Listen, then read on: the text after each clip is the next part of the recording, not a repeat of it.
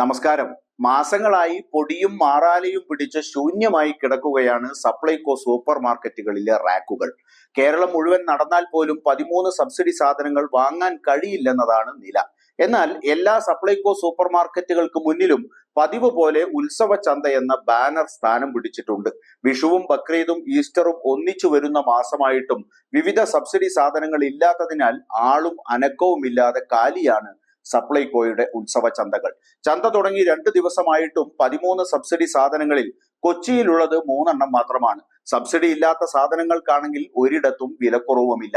നാളെ ഈസ്റ്റർ, അടുത്തയാഴ്ച കഴിയുന്നതോടെ ചെറിയ പെരുന്നാളും എത്തും. തൊട്ടു പിന്നാലെ വിഷുവായി.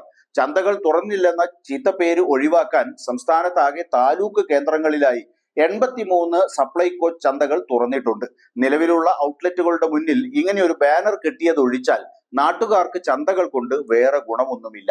കൊച്ചി ഉത്സവ ചന്തയിൽ സർക്കാർ പ്രഖ്യാപിച്ച 13 സബ്സിഡി സാധനങ്ങളിൽ ആകെയുള്ളത് അരിയും തുവരപ്പരിപ്പും വെളിച്ചെണ്ണയും മാത്രം.